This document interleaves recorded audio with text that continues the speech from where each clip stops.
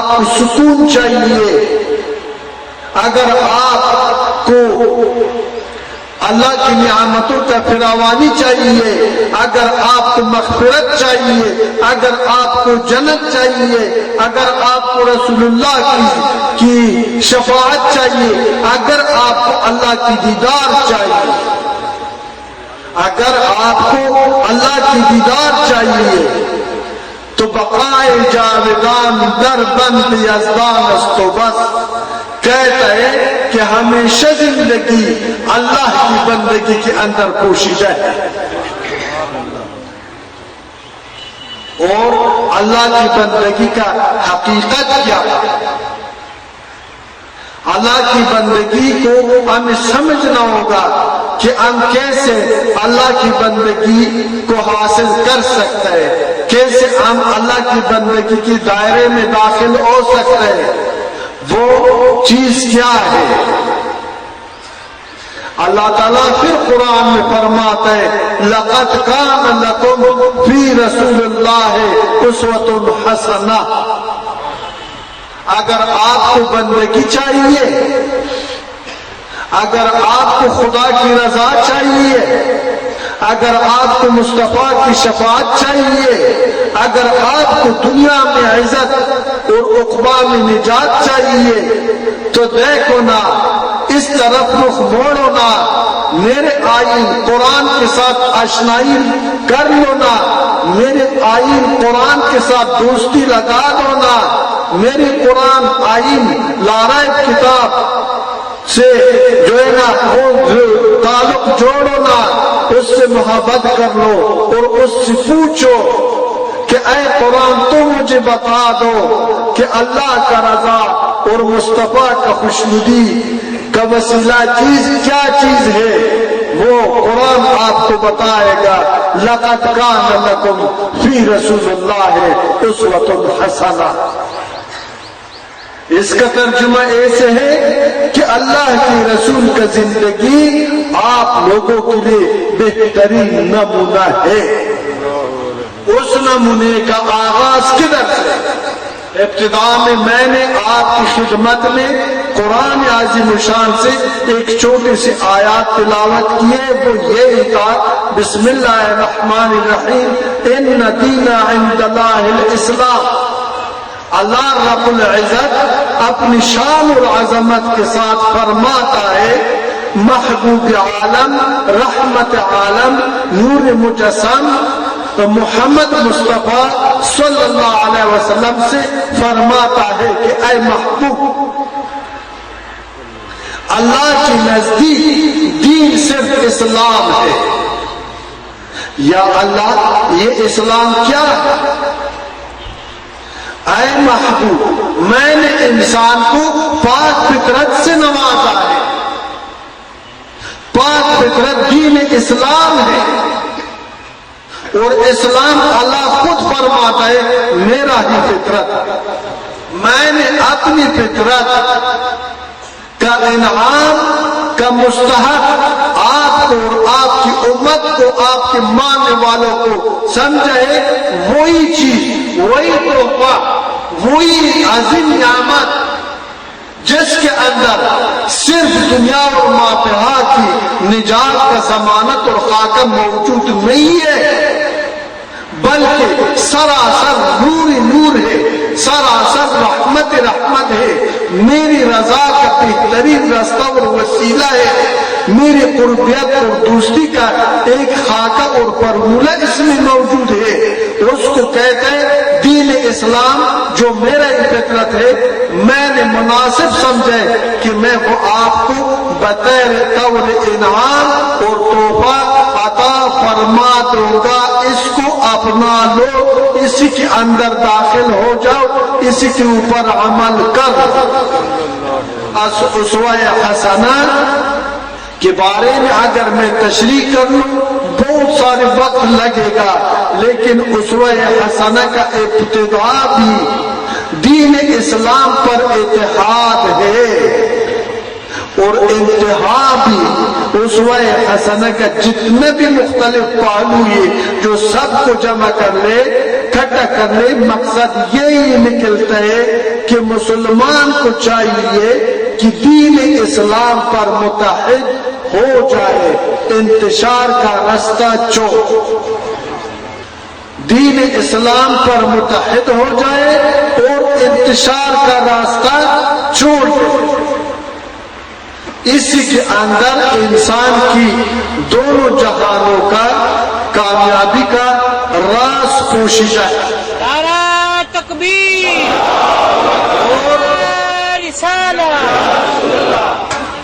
اللہ تعالیٰ فرماتا ہے وَاعْتَصِمُوا بِحَبْلِ اللَّهِ جَمِيعًا وَلَا تَفَرَّقُوا، اور اللہ کی رسی کو مضبوطی سے تھام میں رکھو اور آپس میں فرقوں میں، مسالک میں، گروہوں میں اور تنظیموں میں تقسیم مت ہو جاؤ کہ اس میں مسلمان تیرا نقصان ہے، اس چیز کے اندر تیرا بربادی ہے، یہ چیز تیری جنگ، بغض، حسد اور نفرت کا باعث بنتا ہے۔ صراط المستقیم کا اہدنا صراط المستقیم تو ہم ہر نماز میں پڑھتا ہے، لیکن ہمیں پتہ نہیں ہے کہ وہ صراط المستقیم چیز کیا ہے۔ صراط المستقیم کا حقیقت دین اسلام پر متحد ہونا، دین اسلام کے اندر داخل ہونا، دین اسلام کو اپنے اوپر لاگو کرنا، مسلط کرنا، دین اسلام کے احکامات پر عمل کرنا ہی صراط المستقیم ہے۔ صراط المستقیم کوئی اور چیز نہیں ہے۔ اور جو کہتے ہیں وَاعْتَصِمُوا بِحَبْلِ اللَّهِ جَمِيعًا وَلَا تَفَرَّقُوا، یہ اللہ کا رسی کیا ہے؟ اللہ کا رسی دین اسلام ہے، اللہ کی رسی دین اسلام ہے۔ اللہ بار بار قرآن میں آپ کو خبردار کرتے ہیں، آپ کو آگاہ کرتے ہیں، دین اسلام کی طرف دعوت دیتے ہیں۔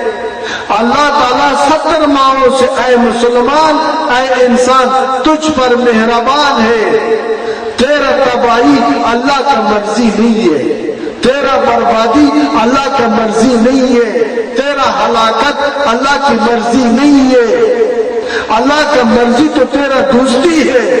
اللہ فرماتا ہے میں محب ہوں اور انسان میرا محبوب ہے، اور اللہ فرماتا ہے کہ دیکھو نا اے انسان، میری محبت کا ثبوت یہی ہے کہ میں نے پہلا انسان کو یہ مقام سے نوازا ہے لا الہ الا اللہ ہو، آدم صفی اللہ، اور ختم رسالت اور نبوت کو وما ارسلناک الا رحمتا للعالمین پر فرمایا ہے۔ کتنا اللہ آپ سے محبت کرتے ہیں۔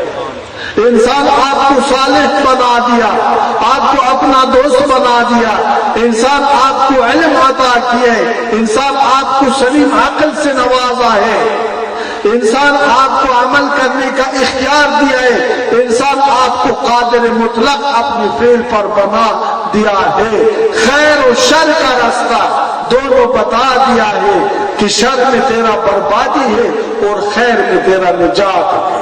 نعرہ تکبیر، دین اسلام پر متحد ہونا عمل خیر ہے، فرقہ وارت کو ہوا دینا عمل شر ہے۔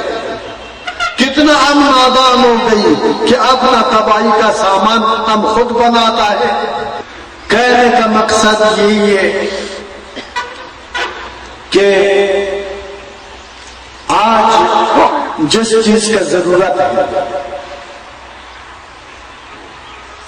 وہ یہ ہے کہ فرقہ وارت نے، بریلویت نے، دیوبندیت نے، جعفریت نے، وہابیت وغیرہ نے ہمارے ایمان کی جڑوں کو اکیل دیا ہے، ہمیں صراط المستقیم سے بہت دور کیا ہے، ہماری لڑائی کا سبب بن چکا ہے، دشمنی کا سبب بن چکا ہے۔ کوئی خانقاہ کو گراتا ہے، کوئی امام برگاہ کو گراتا ہے، کوئی مسجد کو آگ لگا دیتا ہے، کوئی مجھے کافر سمجھتا ہے، کسی کو میں کافر اور مشرک اور گستاخ سمجھتا ہوں۔ کیا ہادی برحق رحمت عالم صلی اللہ علیہ وسلم نے ہمیں یہ تربیت دی ہے؟ دین اسلام کا تقاضا یہ ہے، مسلمان کا رویہ اس طرح ہونا چاہیے۔ مسلمان تو خلیفۃ العرض، مسلمان انسان، تو اللہ کا نائب ہے۔ اے انسان، آپ کو تو خدا نے اشرف المخلوقات کی شان سے نوازا ہے، آپ نے اس کا کون سا حق ادا کیا؟ مجھے دکھاؤ اشرف المخلوقات ہونے کا ثبوت پیش کرنا۔ مجھے بتا دو بریلوی پیر اور دیوبندی شیخ اور عالم اور شیعہ ذاکر، میں آپ سے پوچھتا ہوں، میں تو بار بار ادھر آتا ہوں، یہ تو آپ لوگوں کا گڑھ ہے نا، آپ موجود ہے ادھر، جس چیز کو آپ نے دین سمجھا ہے میں اس کو رد کر رہا ہوں۔ یہ دین نہیں ہے، یہ دھوکہ ہے، یہ غلط فہمی ہے، یہ ظلم ہے۔ خدا را بچوں کو باپ سے محروم نہ کر، بیوی کو خاوند سے محروم نہ کر۔ خدایا ان لوگوں کو جو خدا نے زندگی دی ہے اس کی زندگی کا قاتل نہ بن۔ اے مولانا، اے ذاکر، اے پیر، اے شاہ، تو کہتے ہے کہ میں اہل شریعت ہوں، میں لوگوں کو شریعت کی طرف دعوت دیتا ہوں۔ میں آپ سے پوچھتا ہوں، شریعت کا حقیقت جنگ ہے یا امان؟ شریعت کا حقیقت دوستی یا دشمنی؟ شریعت کا حقیقت یہ ہے کہ دین اسلام کو آپ نے بریلوی مسلک تک محدود کیا ہے، دیوبندی مسلک تک محدود کیے، اہل حدیث تک محدود کیے، وہابیت کو ہوا دیے، جعفریت کو ہم پر مسلط کیے۔ کون سے اسلام، کون سے تو اہل شریعت ہے؟ آپ نے کون سی شریعت لایا ہے؟ کیا آپ کو پتہ نہیں ہے اللہ کے حکم کا پتہ نہیں ہے، مصطفیٰ کے اتباع کا پتہ نہیں ہے، کو امر بالمعروف اور نہی عن المنکر سے آپ آگاہ نہیں ہے؟ تو اب آپ دل میں یہ کہتا ہوگا تو بے علم آدمی ہے، تو کون ہے مجھے سمجھانے والا؟ میں شیخ الحدیث ہوں، میں مفسر قرآن ہوں، میں بڑا مقرر ہوں، مجھے پتا ہے، میں جانتا ہوں۔ اگر آپ جانتا ہے تو آپ سمجھتے اسلام کی تعلیمات کو آپ کو معلوم ہے، تو پھر مجھے بتاؤ کہ امت مسلمہ کو، یہ متحد امت کو، یہ ایک جان امت کو، جو کہ ابتداء اسلام میں محمد عربی صلی اللہ علیہ وسلم نے جب مکے سے ہجرت کیا ہے، مدینے تشریف لے گیا، ادھر اس کا پہلا خطبہ مبارک یہی تھا کہ اے مہاجر و انصار آپس میں بھائی بھائی بن جاؤ۔ اور اللہ قرآن میں فرماتا ہے، قرآن میں یہ قرآن کے الفاظ ہے کہ انما المؤمنون اخوہ، مومن کا بھائی ہے، مومن کا دوست ہے، مومن کا غمخوار ہے، مومن کے لیے جان نثاری کا جذبہ رکھتا ہے، مومن پر فدا ہے، قربان ہے۔ انصار یہ کلمہ پڑھتا ہے لا الہ الا اللہ محمد الرسول اللہ، پڑھو میرے ساتھ، ادھر مختلف مسالک کے لوگ بیٹھا ہوگا، اس کلمے سے کسی کا انکار نہیں ہے، اقرار کے ساتھ اس کلمے پر ہمارا ایمان ہے، ہم مسلمان ہیں۔ پڑھو لا الہ الا اللہ محمد رسول اللہ آپ سارا مسلمان ہے، اونچی بولو، آپ سارا مسلمان ہے۔ اے خدا، یہ مولا، یا مصطفیٰ، یہ نظارہ دیکھ، اس میں کون گستاخ رسول ہے، ان میں سے کون مشرک ہے، ان میں سے کون منافق ہے، ان میں سے کون کافر ہے، اب پر یہ کفر اور شرک کیوں مسلط ہو گئی؟ یا اللہ، یہ ظلم ہمارے ساتھ کس نے کیا ہے؟ کیا تو پڑھتے کہ لا الہ الا اللہ ہو، محمد رسول اللہ، وہ مشرک ہو سکتے، وہ گستاخ ہو سکتے، وہ کافر ہو سکتے، وہ بددین ہو سکتے؟ جھوٹ ہے، ظلم ہے، زیادتی ہے۔ اے آقا، تیرا امت لوارث ہو گئی، اے آقا، تیری امت پر محزن مسلط ہو گئی۔ یا اللہ، رحمت نظر نہیں آتے، یا اللہ، منصور کی آواز کو اتنا لمبا کر دو کہ سارا جہان کو اپنی لپیٹ بھی لے لے، اور یا رسول اللہ، مسلمان متحد اور ایک جان ہو جائے، تیری دین میں فدا ہو جائے، تیری دین کی طرف آئے، دشمنی کا راستہ چھوڑ دے، آپس میں دوست بن کر کے تیرے اتباع کو اپنی قول اور فعل سے ثابت کرے۔